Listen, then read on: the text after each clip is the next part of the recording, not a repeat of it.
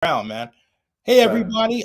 First of all, I want to thank you so much for watching our live streams, in particular with female bodybuilder Theresa Ivancic, who should have the Miss O1 of these days. That's another controversy. And on top of all that, Lee Steinberg, we've had a lot of great the Miss people. O1 of these days. That's another controversy.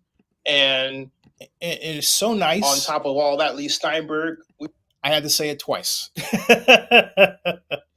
So this man and I go back to when I was economic advisor to Oakland Mayor Elihu Harris from 95 to 1995. Not 2095, folks, for those of you out there who might be thinking that. But from 1995 to 2000, really 2001, that was my time. Jim, I believe you were 95 to 2002. Well, yeah, I started with the A's working on the radio broadcast in 93, and then I joined the front office in November 95 and left after the 2002 season in December of 2002, actually, and then went to the Blue Jays in 2003. And we were fast friends and just unfortunately lost touch. Now we're back in touch, and it's great to see him. Great to see you. Yeah, man.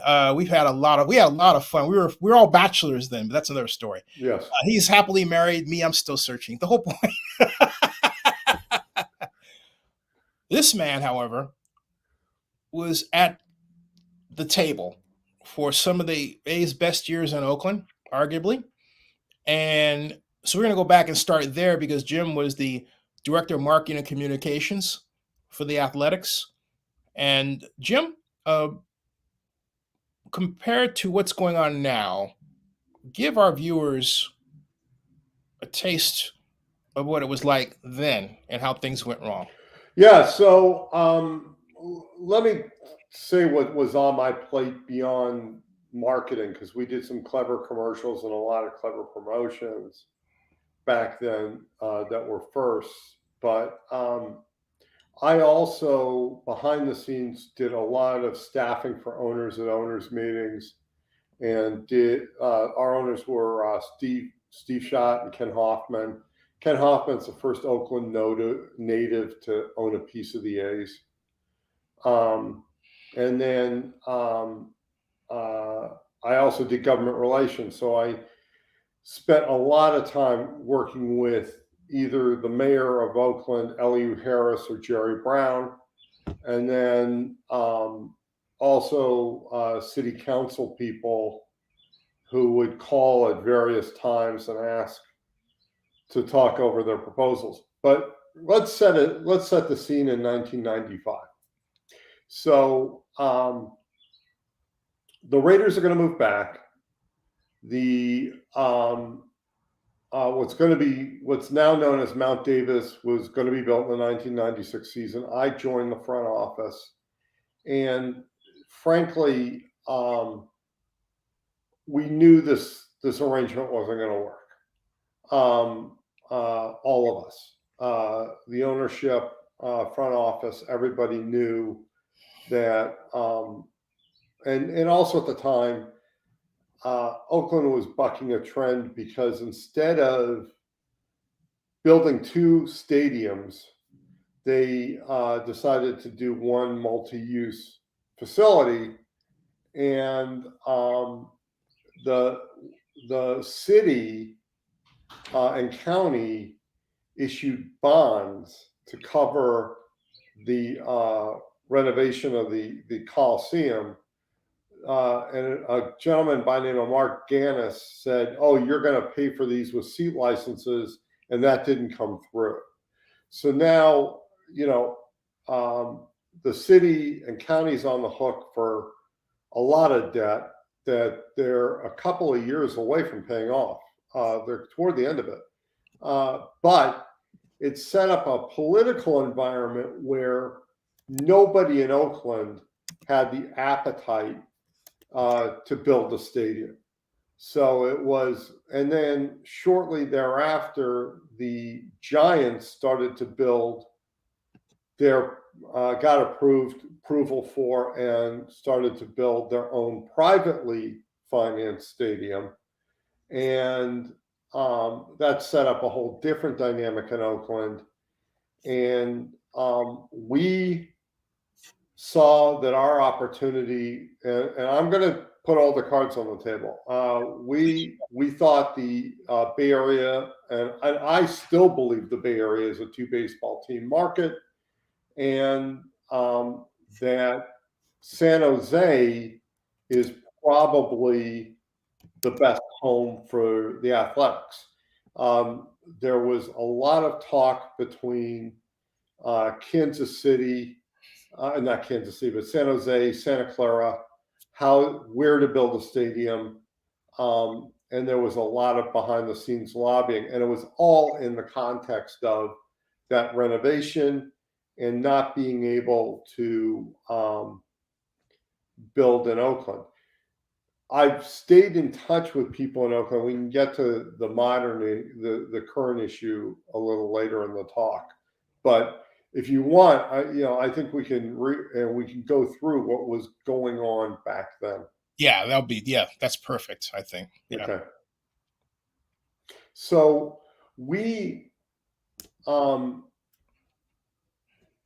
there were several times when, and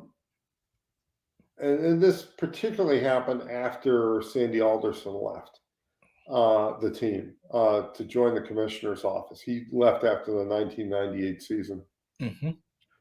But Mike Crowley took over, and he would say, "We need a letter written, blah, blah, blah, blah, blah, laying out the case."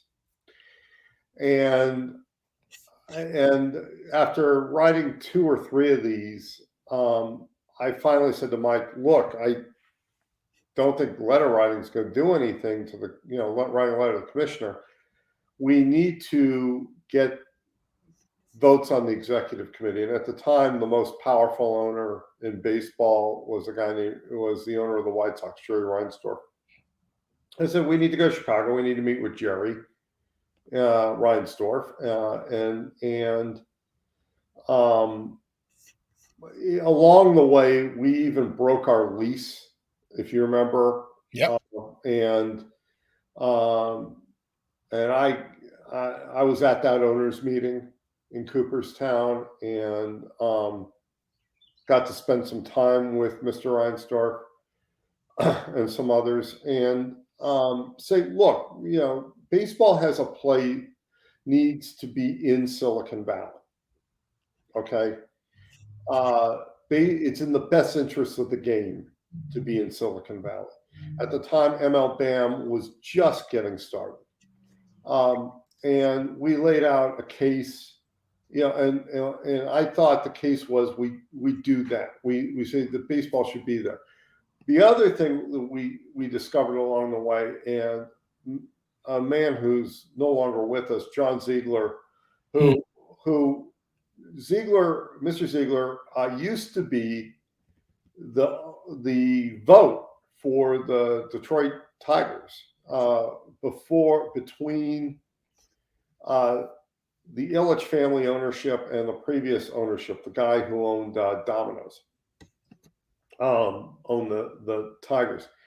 And prior to that, he was the last commissioner of the NHL prior to Gary Bettman.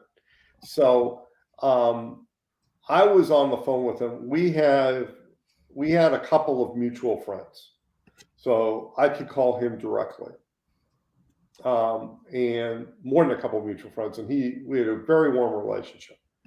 And he said, "Jim, I'm going to tell you, as a former commissioner of a league, and as someone who was actually at the baseball meeting, that the owners can ask for the minutes of that meeting. And I know in the minutes of that meeting, in 1993, the rights to Santa Clara was only intended for one election." So, and that's a fact. That's something John Shea has reported recently, and it's one of those things that just has never come out. in the media. And this whole canard that's the Giants media territory is a canard. It's just BS. They lost a stadium proposition down there. And the fact of the matter is, and to anybody in the Bay Area that rides BART, you know this, Oakland's closer to San Francisco than Santa Clara, San Jose are. And on any given Giants game, the orange and black going under the Transbay Tube is substantial. Okay. So the Giants weren't going to lose ticket one from the A's moving to Santa Clara, San Jose. The problem is, the political style of Bud Selig was to play Solomon's baby on every issue. And what I mean by that is, give everybody half a loaf. And he didn't want to offend anybody. And he put together this task force, and that was a cover to try and, get some consensus on this issue, on and on and on, and nobody would force it. By the time I left, that's where it got bookmarked. And then it went through, and I thought there was a ray of hope when Lou Wolf took ownership of the team, because Lou Wolf and Bud Selig were close. They went to college together at Wisconsin, traveled in the same circles. And Wolf couldn't get Bud to move on this issue.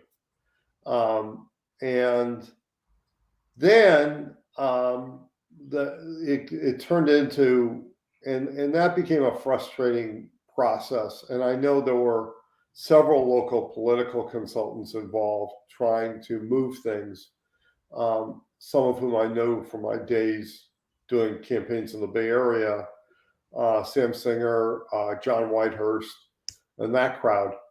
And it moved into and then John Fisher took over the team. And behind the scenes at the A's, the question was always, well, will John really write the check to get this going?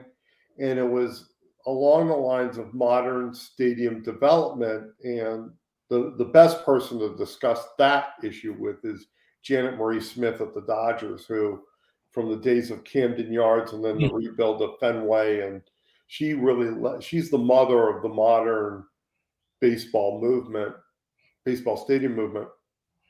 But now owners were building districts, and we're making money off of mixed use around stadiums. And I sort of saw the A's, along with everybody else, say, okay, we will be in Fremont, and then they were going to be in Laney College, and that didn't work out. And then they bought half of the Oakland Coliseum site, which, by the way, would be a perfect site to build one of these districts. Yep. And the Bay Area could use the housing. And Coliseum City. Coliseum City. Yeah. It would bring in, and that should be side A. But then Cavill and Dave Cavill and everybody publicly was pushing this Howard Terminal site because they wanted something on the water. And can I explain how that happened? No, hold on, because I do know, and because I kind of was partly my fault, but go ahead. No, it's okay. The previous mayor is my god sister. Yeah, so then Libby Schaff said, all right, and she tried to push through a deal. A friend of mine was her chief of staff. Yeah, I know. Alex Evans. Yeah. And Alex is still with the Port of Oakland. They're still moving ahead with the redevelopment of Howard Terminal and using that money. And they're ready to go if a stadium is going to be built there. But you know, there, you know, it was an amalgamation of a number of issues, and at the end of the day, and I put this squarely in the lap of the owner, John Fisher. He didn't want to approve funds to develop, and he had a very good deal on the table. He has a very good deal on the table. The A's have a very good deal on the table, and which would benefit Oakland and the Bay Area tremendously. Can I argue with you on that one? No, Yeah, I got you can't. You can't. No, you really can't. Yeah, that's no, not. No, it's one of those things. It's one of those things where You have no deal. no, it was you know there You have nothing. No, there's a So deal in place. On the table? I know it's at the back of my hand. What's the deal on the table? Tell me. As I understand it, the deal is to finish, build infrastructure, and do the Superfund cleanup of the port, which is an issue. No. Anytime the BC. No, I have this from firsthand knowledge. Right. But here's Jim, the okay. requirement that they were asking for was that some affordable housing be built. Jim, that's what the mayor is saying. Okay, I can play for you right now the previous mayor's statement that they have no idea how redevelopment works. As the person who's done 37 years of tax increment financing, create a concept called phasing and redevelopment. All right. Mm-hmm. For cities from Emeryville to San Francisco to Oakland as a consultant, who create a model that can be used for any redevelopment project in the United States, and it's a part of a dying breed. I'm one of the few still alive. Okay. Mm-hmm. Here is what happened. What happened was that SB 293 with Skinner was signed into law by Gavin, who I've known since 98, October 11th of 2019. We were supposed to implement it. What would it do? It was, and here's how it happened. I met Dave at his press conference, and which is on video here at Zenny62 on YouTube. And he was in the mode of having meetings with people. To make a long story short, we had a phone conversation. April 4th, 2017, 4 o'clock in the afternoon. And I said to him, you're not going to be able to get a ballpark built unless you build affordable housing. And to do that, you need to use tax increment financing. And his response was, you can't use public money. I said, yes, you can. There's legislation called SB 628 Beal by Jim Beal of San Jose, great guy who's not in the legislature anymore, sad loss, but I digress. My point is that I sent him the spreadsheet calculations I had made to that point, assuming a $500 million value ballpark,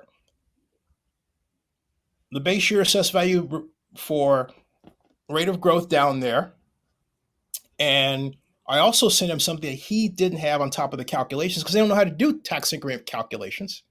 Okay, they had to hire consultants who made consistent mistakes on top of that. Another story. But he didn't even know about the Let's Go Oakland effort that was started by Doug Boxer, which was one of 4 efforts that was started when Mayor Delms was mayor, and I was on the Sports Entertainment Committee. All right, so here's the thing. They took that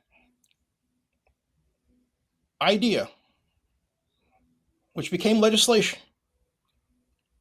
thanks to Nancy Skinner, our great state senator of California, and the mayor, and Rob Bonta, who paired it with AB 764 to speed up, approval through the environmental process. And the city was supposed to immediately call, because this is what you do. If I say to you, hey, look, I got 55 acres and I need to use tax increment financing for this set of objectives, you're supposed to have a meeting with the county. Now, technically, you don't need to use county's money. Why? It's only 17% of the total. You can, if you know what you're doing mathematically, you can get around it. I've done it a bunch of times, okay? So But the city insisted for political reasons that they needed the county of Alameda, which slowed everything down. They never got the county of Alameda. They had a project manager in Molly Mayburn who signed on in March of 2019, who thanked on her LinkedIn her close friend, Betsy Lake, who was the assistant city manager, who then made it look like she was the project manager, which was a whole nother story. So you had the blind leading the blind in terms of development and tax increment process there. Folks who are watching, tax increment financing calculations are not present value calculations. Anybody who tells you that has no idea what they're talking about, okay? It's not that. It's got two rate matters, okay? Now, what happened simply was the city, Jim, didn't implement the process. They didn't do tax increment financing. So if I'm saying to you and you're on the A's, hey, Jim, we can get $1,600,000,000 out of this and bond $800 million, which is what they should have been saying. But they didn't say that. What they said, though, was we can use that. And Dave went with this and became his mantra for a but-for relationship. That is, we build this ballpark, not so much just the ancillary development because of the phasing, but primarily the ballpark itself produces that $1.6 billion, assuming a 4% rate of growth in assessed value. Why? Because Jack London Square is growing at a rate of 7% annually for the last 20 years. So here's the thing. They're supposed to use that and say, all right, you use this for the community benefit. Will you use this for the payback for the infrastructure that then to the A's, then the A's are going to come back to them, okay? The city didn't do any of that. Then they turned around and again on this went grant happy and said, let's do it by grants. And I'm consistently writing this on my blogs. Hey, look, this is not the way to do it. They were consistently not doing. I had private arguments with council members about this who believed Century Urban, who was the consultant, who had zero idea what they were doing. And I called that out. All right. It was the blind leading the blind. There's too many people who say they have titles, and because they have the titles, they use them. And they want you to believe them, thinking that you're not going to go back and check anything when you're talking to somebody who's done this stuff in their sleep, Jim. All right? In my sleep. So we bamboozled the A's. We got them to pay for our staffing. They may have even paid for Steve Kawa. I haven't had that confirmed yet, but that's the way the city rolls. And then they say everybody else does it. That's their reason. It's not, well, gee, what would happen if, hey, maybe you guys as the developer, the A's don't have enough money to keep doing this, and we're slow rolling it, when in Ezra Rapport's day, who was my boss when I was an intern going all the way back to 1985, when I started with the city of Oakland, September 16th of 1985 through 87, and Ezra would always say, I want you to make sure you bank out 20% for administrative costs, Zenny. Okay? I'm steeped in this. So my point is, as the guy who got the A's in the situation anyway, and who begged Libby to let me handle it because her people didn't know what they were doing and they were inept. You saying I'm being real? You're being real? I'm being realer. Okay? Well, no, I think I know that hold on a second. There are $380 million in grants. 5 seconds. And 5 seconds. Okay, 5 I'll seconds. give you 5 seconds, but you've gone on a Jeremiah here. Yeah, but 5 seconds. 5 seconds. The I mean I'm a hero Jeremiah. So yeah, let's be real. 5 seconds. Okay. 5 seconds for me to, okay. They bamboozled the A's and pulled the wool over them. And every time Shane coughs up this garbage about, oh, by the way, I want, they left the deal on the table. There was no deal because there was no development agreement that was agreed upon. The last time there was anything done with regarding a development agreement was when the Port of Oakland on May 1st of last year voted to transfer development rights. That was it to the city. The city did nothing with it. They were too busy arguing about whether or not to send it to the voters because we're over politicized, Jim. So that's the problem. There are over $380 million in grants that have been So you're going to allow given to the Howard, city. Oh, given to the it's Howard, okay to, given to the, hold it. all right. You Okay. now let No, your I'm guests listening. talk. This is good. This is good. That have been given for the Howard Terminal project. In addition, there, were, if not a deal in writing with, in book form and pages that could be notarized and signed, at least a serious term What? sheet. Jim, that's not a deal. And on top of it, you did that for me. On top of that, I again know people who were at the top levels of the A's who were saying to me, John Fisher's not going to write the check. Or John, it's iffy if John Fisher writes a check. And that's why I lay this squarely at his feet. He grew up. He grew up in the Bay Area. Okay. He knew what he was buying when he bought the A's. He had to sell off a piece of the Giants to buy the A's. He knows, another prominent family, depending on how you count it, 3 ownerships ago, the Haases could have held their ground, frankly, and said, now that the Giants want to move to St. Petersburg, we want this market to ourselves, and didn't do it, and did everything to make sure the Giants could stay. If there's the only people that come off blameless in this, and I wrote this on a Facebook post, given everything, are the fans. The fans saw a product that was clearly diminished. One of the worst payrolls in baseball. This year, one of the worst records in baseball, and prices that were doubled to tripled. Right. And you can't blame the fans for not coming to games when given those two things. I don't blame you. And on top of it, I think it's a matter of will. If you really want to stay in Oakland, you buckle down. They had a very pro-A's mayor in Libby Schaaf.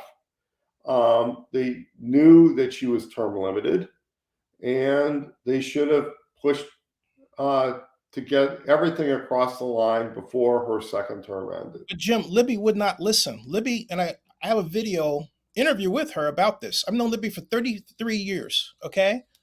And I told her, don't make yourself the face of this. Have your czar. In the past, that would have been Ezra or Henry Gardner or someone. But she insisted, specifically because I told her not to make herself the face of it and try to learn terms and things that she thought were easy to understand, but you have to have done them for decades to understand from a malleability standpoint what it means when you have a situation where a redevelopment project area, for example, runs out. Can you actually go over it? The answer is yeah. Why? There's no case law on it.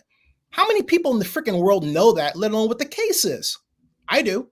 Okay? So my point is, when you have a situation like that, you as a politician should not be the person making the call. That is always the people. It doesn't matter. Let's take Oakland out of the context. Let's take, when I tried to bring Super Bowl to Oakland, my counterpart in Jacksonville who won was Heather Surface.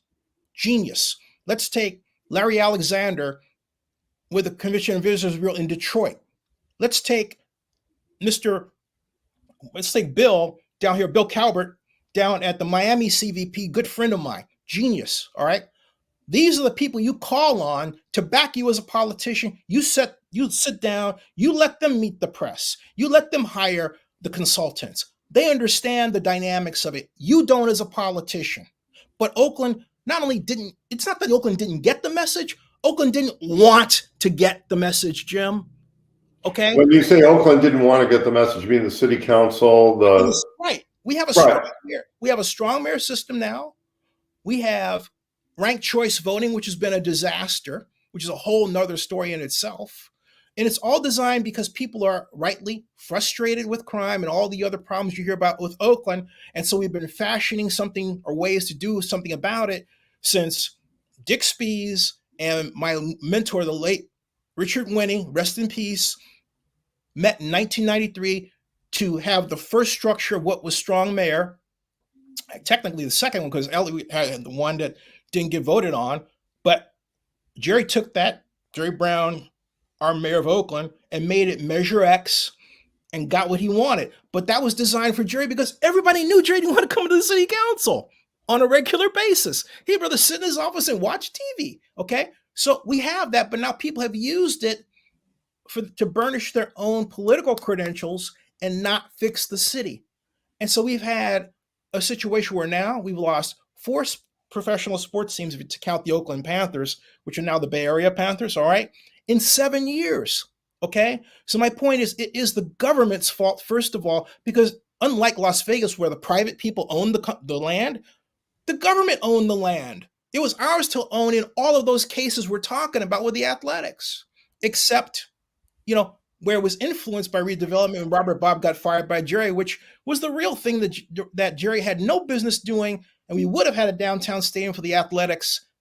But hey, look, here comes May 14th, 2000. Well, no, I mean, hold on a second. I agree with you. The Oakland City Council is dysfunctional, and it has been for years, going back to when I was there. You had a couple of pro-A's votes, Larry Reed high among them, and then you always had somebody who wanted to be the person that fixed it and wanted the credit. There was a lot of ego there, and then you had people like I don't even know if she's around anymore, Nancy Nadell. Yeah, she's making candies. So Nancy, who was sitting on the city council, and if you looked her straight in the face and say, "Well, if you can tell me what you're for, we'll get you there," and she was always anti, but she couldn't. And also at the same time, the chair of the Alameda County Board of Supervisors went on KRON at one point and said, "Well, what have the A's ever done for the community?" I remember that. And we started sending press release after press release, and finally, like the next time she was on live television, she said the A's can stop sending me press releases. The point is, they have a seat at the blame table. Yeah, I agree, but you could say, all right, they weren't playing it completely straight. Okay, yeah, there were, but as I wrote, my view of this is you have a bunch of people who wanted to be the hero, and and I'm also going to put there's another seat at the blame table we're not talking about, which is the area corporations. We couldn't get Edie's to do a sponsorship. We couldn't get Clorox to do a sponsorship. I think Kaiser was in and out, or doing minimal sponsorship. You guys got dryers, didn't you? Or dryers. Dryers in the entire time I was there, never wrote a check. Wow. If you want to keep a team, you've got to have, and there was always this, we can never make the numbers work, blah, blah, blah, this and that. Frankly speaking, they should have written checks. Yeah. That was, I got to ask you, Jim. I got to ask you this question. How much of that was because they viewed Oakland as a black city?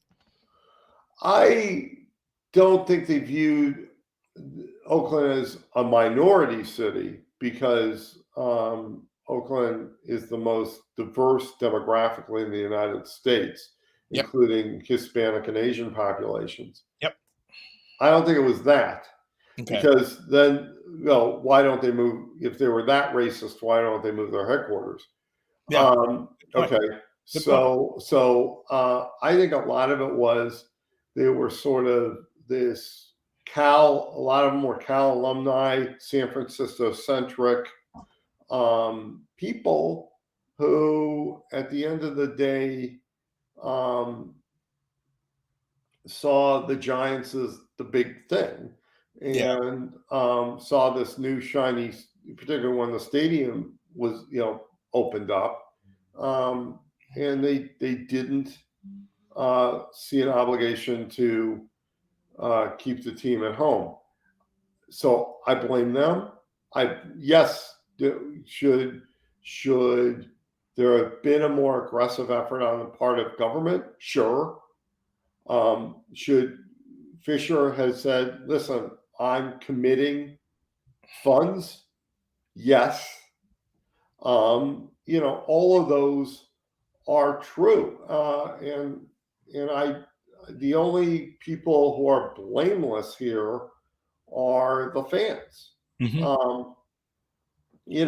And the other is, the team did a lot with less, so much to the point that Moneyball was written about the A's, and that was researched my last year in Oakland. Yeah. And I had to spend a lot of time with Michael on that as he was researching that book. It came out my first year in Toronto. The fact of the matter is, the team was one of those that could buy out the first 6 years of a player's contract, but they couldn't buy the free agent years. And, that's not sustainable. And it makes it very hard to have a team win over the long term. They needed a stadium. They needed a palace for their fans. I frankly think that should have existed in Santa Clara County. And I think baseball has missed a massive opportunity to embed itself in Silicon Valley and have a seat at the table there. And that's frankly it. I mean, who snubbed who and who didn't call when and all that stuff, that's petty, immaterial bull. And I mean that with all due respect. Terms were on the table. Grants have been procured. Land has been procured. But there was It wasn't a choice, Jim. It wasn't the first choice of the mayor to have that site. Jim, it's not bull. It was the A's who brought up that site, and then Jim, they backed out.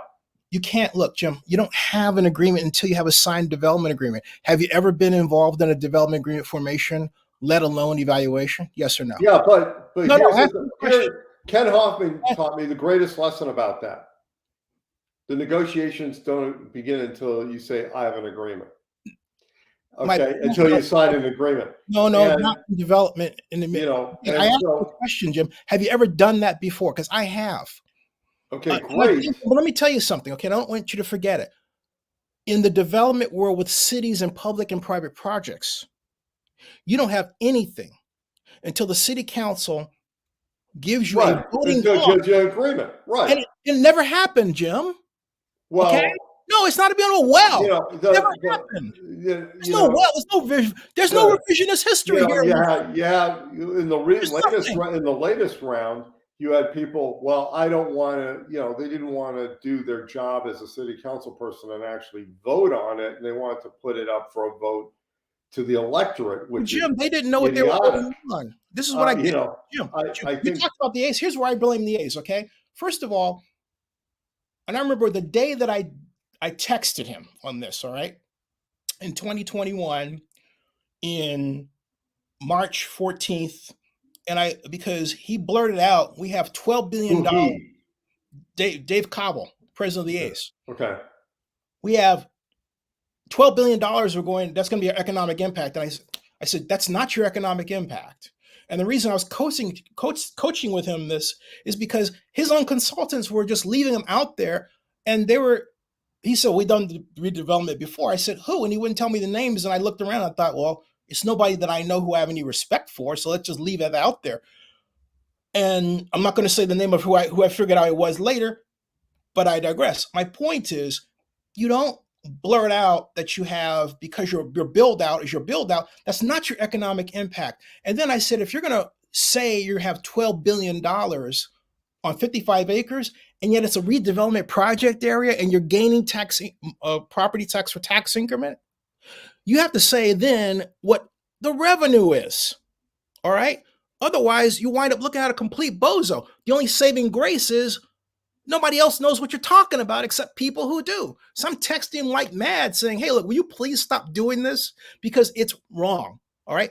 You know what? I said, Dave, the calculation, which is in your favor, is $9.7 billion if you get to the build out. That's over a 7-year period. And you could plan that in a multi-layered fashion. They had no freaking idea what they were doing, Jim. But that sounds wonderful. No, 9.7 billion Jim, sounds wonderful. I want you to internalize this, make it stick into your brain, and here's why. Yeah. Because then you'll realize exactly what the city blanked away, okay? I don't want to curse, all right? And I don't care what yahoos come onto my channel and say or make fun of me and all this stuff. You guys have no idea what you're talking about, okay? None. As a person who went to school to do this, whose dream job was with the Oakland Redevelopment Agency as an intern, I love that job, okay? Who saved seamstresses' jobs. I can walk around the city and point to things I've done. You can't, folks. You can't, okay? I don't see the comments here. So my point. I don't see comments. Oh, the comments are deriding you. Well, my point is, I'm not even going to give them the air. So no, but my point is, I agree that there was a lot of, the drowning man's 100 feet offshore, and I'm going to throw a 70-foot I love that statement. And scream, I met you more than halfway. I love that statement. And the city of Oakland, the county of Alameda, guilty of that. The corporate community of Oakland, completely guilty of that. But the mayor brought them together. But this goes back. No, but Jim, mayors. Yeah, this goes back to city councils. This goes back. Check this out, Jim. Check this out. Check this out. Okay. 3 decades. Check this out. The mayor Schaaf called me.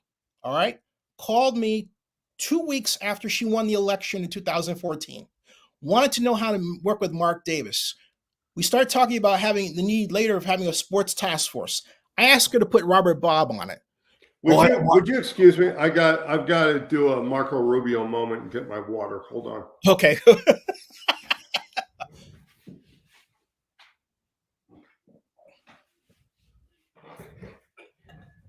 Okay, Senator Rubio. Now that you're back, this guy decides to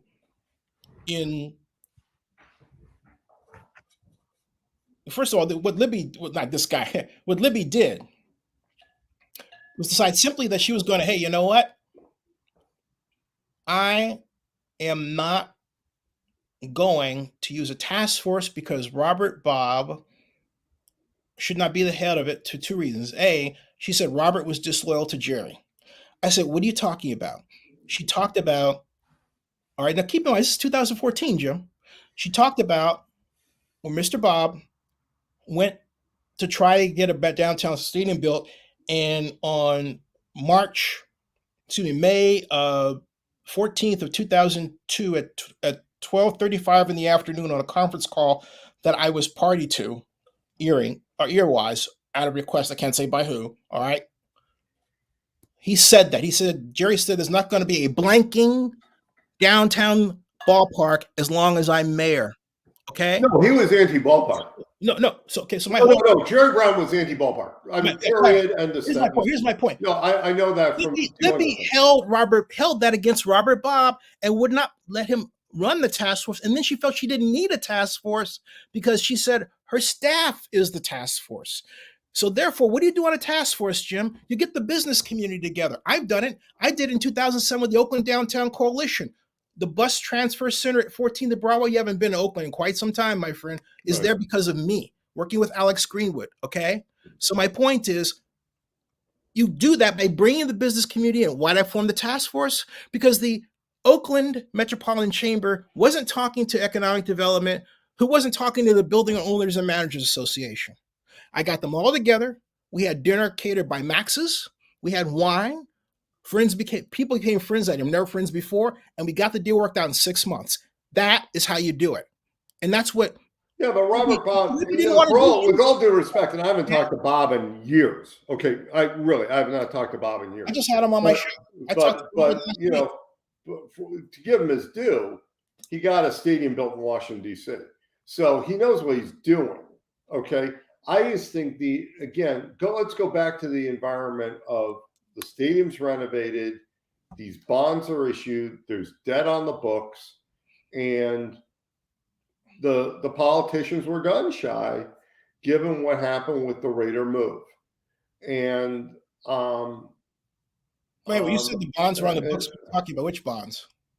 The bonds to build Mount Davis and the stadium renovation. Right. And then the other thing this guy's a friend of mine. That's Mark Gannis you were talking about. Yeah. I'm at the owners meeting. That's my interview. Yeah. So anyway, they're so when you get angry and you get worked up and you're getting into minute details about who catered what meeting, at the end of the day it really doesn't matter, because of course it does. No, it really doesn't, because there's nobody. You're saying the mayor shouldn't. One, you've got. Hold on. Let me finish my point. Are you saying that the mayor shouldn't get the business community? You've got a mayor and 7 council people in Oakland, or 8 council people, or how many there are. Plus, you've got the county board of supervisors, and to a person. And from what I heard internally, of the 3 of the mayors that people worked with, Libby really was the one who was most aggressive in trying to get a solution. It's not having said that, aggressive in driving the car, but if you don't want to drive the car, you're going to get a wreck. Nobody really. There was never really a major push on the part of elected government to put their votes on the table and say, of the teams that are here in Oakland currently, and actually, I'm talking the A's, the Raiders, and the Warriors. We're keeping the A's. I got to correct you on that. There was an effort that I'm very happy didn't go through a year ago. Why? Because there was an effort to put the whole thing on the ballot for the city. But guess what? They figured out. Not the ballot. No, they have to do it themselves. They're elected to do, Jim, let me finish, because you haven't been in Oakland, okay? Yeah, I still have my apartment there. I'm still there. Let me explain to you exactly what happened, because you weren't there. You're talking to me from Georgia. So yeah, right. But I have my apartment on Palm Avenue in Euclid. I'm here for my mother. I am caregiving. I understand that. But, okay, hold on a second. Hold on a second. Now let me finish. I'm in regular contact with a lot. But don't fear the truth, Jim. Don't fear to listen to the truth. Okay. My point is this. Okay.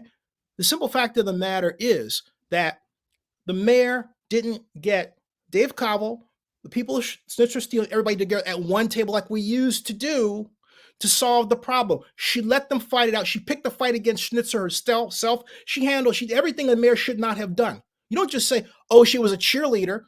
It's not your job to be a cheerleader. It's your job to have a staff person who's the project manager who gets people together. That's how government is ran. Well, right, you're saying she didn't pick the right team, and Saint Zinni didn't, wasn't at the table. Sorry, she didn't. Look, the A's, Zinni asked to be at the. I know you did, but at the end of the day, it's not about Zinni, and it's not about Jim. It's about the elected people have to do their work. It is. You don't leave your best people there. You don't leave Ezra Rapport under there. You get people who've done it before. All right, that's wrong, Jim. You get people who. No, it's not. I mean, it is. That's stupid. You don't get people. You want to bring a whole new group coming in? I want to tell you about a story. I want to tell you a story. No, I want to tell you a story about something that didn't involve the A's that happened to me. Okay. I was one of the few front office people that lived in Oakland at the time. And my Jane Bruner was my council person. District 1. Okay, yeah. So there was an issue with the DMV on Claremont. It was being renovated, and a number of us in the neighborhood thought it would be nice if instead of being there, it was moved down to an abandoned Safeway down on the corner. Hey, Jim, hold that thought one moment. And 1 second. Don't, 1 second.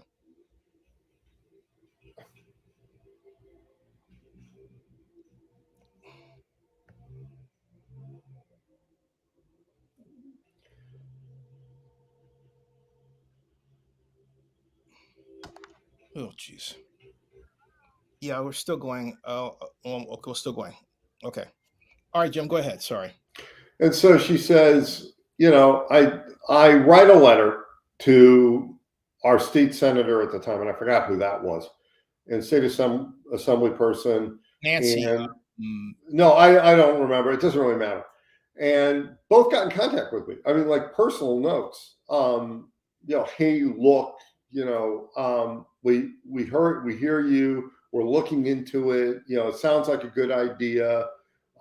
There's some people in the neighborhood that don't feel the way you do, but you know, you've articulated the view well.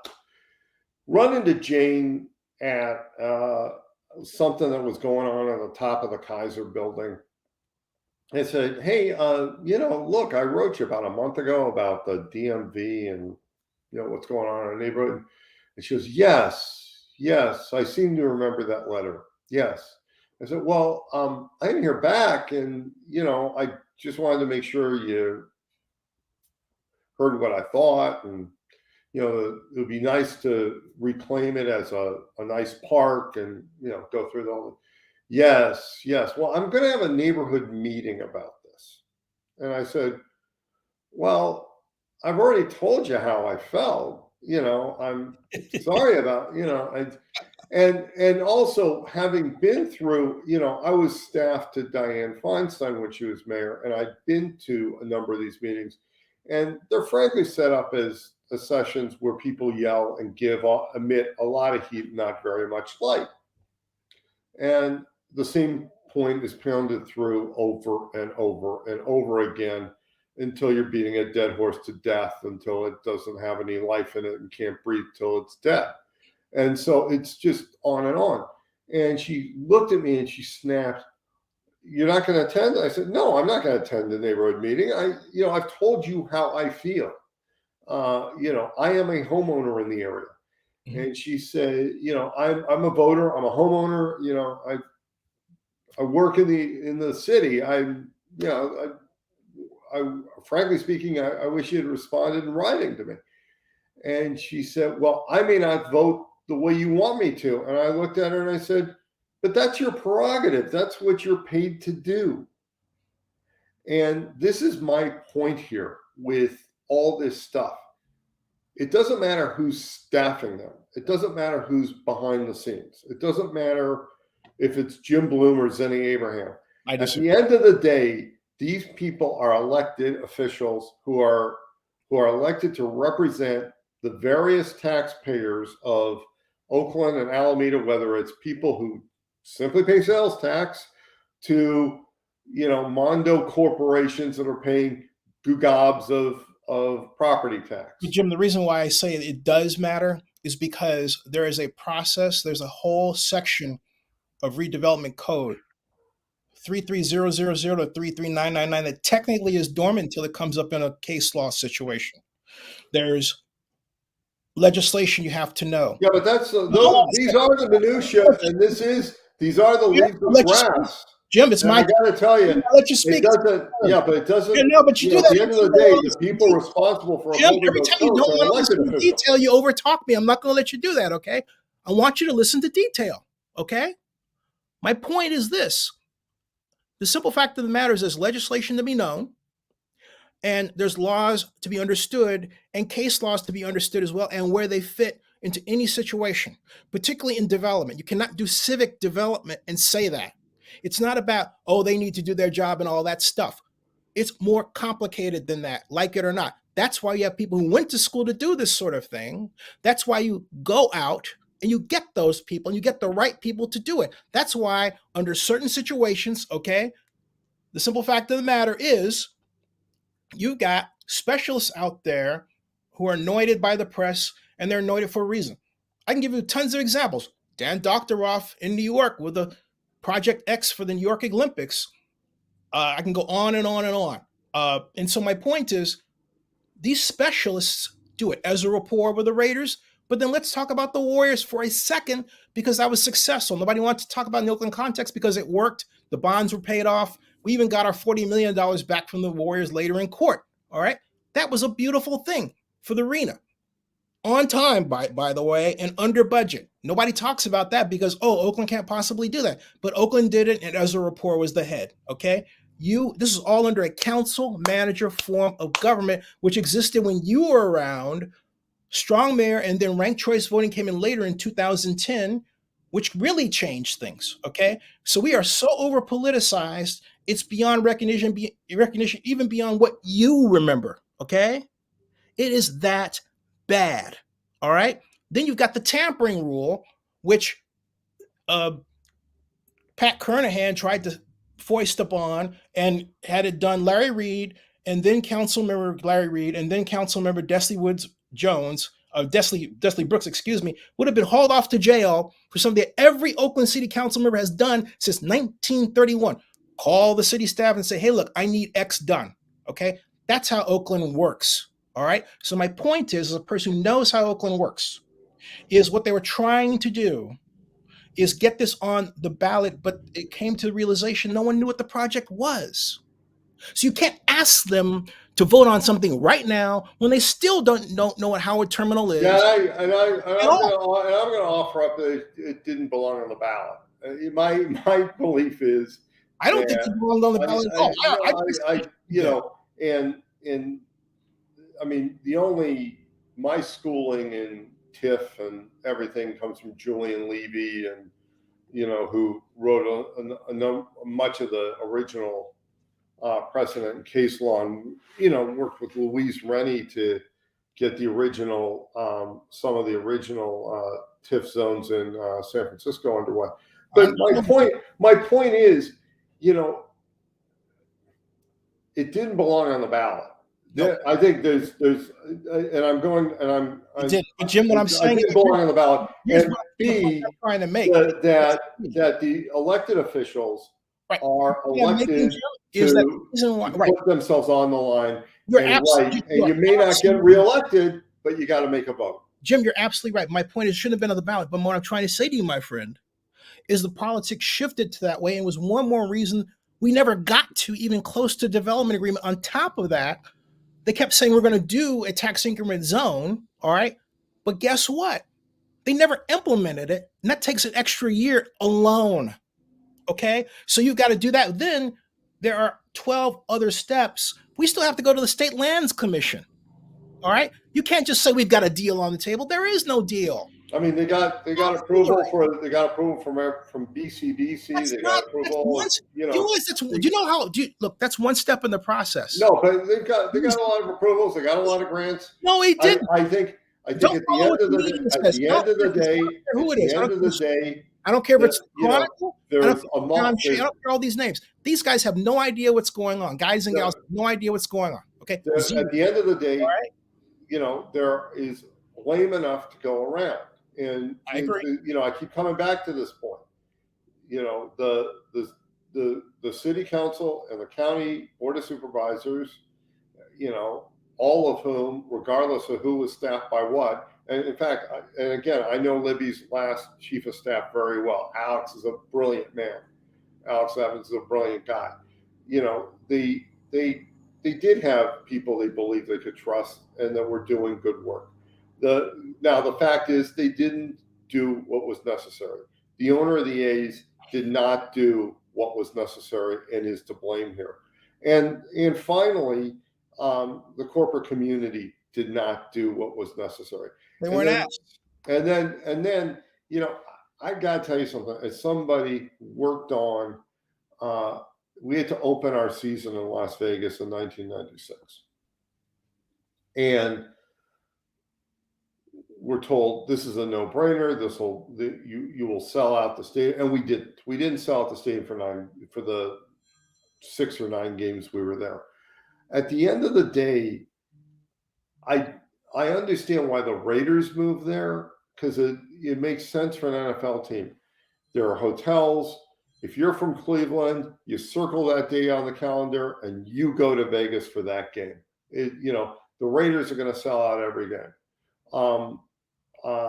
I don't think a game where you've got 2.5 million to 3 million pieces of inventory, meaning tickets, works in a town where most of the people are not necessarily 9 to 5 workers. And I don't think it'll work. If you're going to move the A's and you want to have the big payday and flip and sell the team, I think Portland, Charlotte, Nashville, all are outstanding sites. I think it looks right now that in Major League Baseball, you're going to have 2 teams move, because they've got to figure something out with Tampa and the Rays. But the dysfunction of government is definitely a problem, but it's not the overwhelming problem. It's overwhelming. That killed this thing. It was, overwhelming. you had an owner who was being disingenuous, and frankly, I wasn't a colleague of Scott Pastorino's, but his analysis of the walking, talking bobblehead was brilliant of Cavill. Yeah, I agree. He doesn't strike anybody as a lot of people as somebody with a lot of depth. Let's do this. And the corporate community of Oakland really should have stepped up long ago. So I think at the end of the day, there's a lot of blame to go around here, and the fact that you or I weren't at the table, or you or I weren't involved, I'll be blunt, is immaterial. And there are a lot of talented minds in the Bay Area. No, but at Major League Baseball, by the way, has a significant seat at the blame table. First of all, that is completely wrong. I've said why, but let's do this. Since I love to debate and I love to argue, and I'm beating the crap out of you as it is. Why don't you come on back on the show so I can keep beating you up and we talk about this? Is great for the fans to know, because who knows what matters, and it does matter. Okay, you can't say on the one hand, well, the A's should have done that because it matters then, okay, or anything else. This is a complicated situation that has about 417 different parts. And if you don't know how to assemble them, you're doing a disservice to everybody in charge. Politicians are not supposed to know that, but staffers are supposed to know that. But but my friend, first of all, I got a hard stop now because I got to take care of something. But I love you. I want to have you back because I love wrestling in the mud with you. Yeah, but again, I think you gotta. There's no indispensable man or person, and I think you need to take that lesson to heart here. There are a lot of people that are well qualified working on this.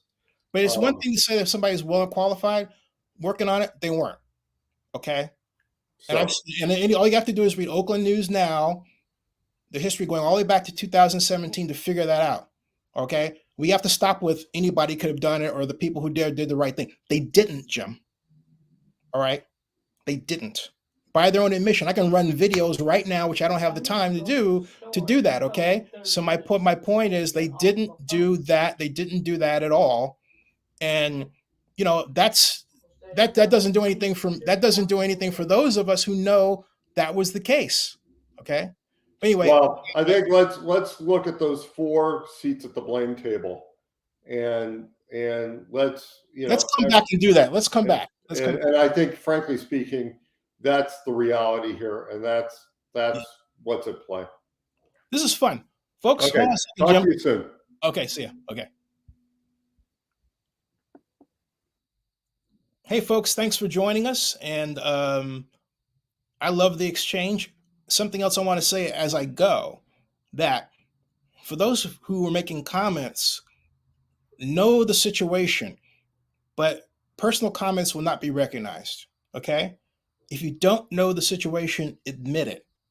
If you don't have an interest in the details of it, admit that too.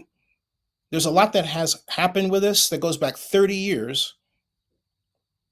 And Jim hasn't been in the Bay Area since what, 2020? Oh, 2000. Or actually a little bit after that when he went to work for the Blue Jays in Toronto. Okay? That was 2001. So he's been gone a long time. It's one thing to read things through a publication, but it's another to talk to a person who's lived it. I've lived it. You may not like my passion or anything. That's fine. But there are facts on the table. The number one fact is this. When you do a development agreement, it's because you have the agreement to get it done, and then the city council or the public financing authority, which should have been the case in this instance first, and then the city, grants it. It didn't get granted. But as far as I'm concerned, I'm not going to let this game of trying to talk out of responsibility of the city of Oakland go on.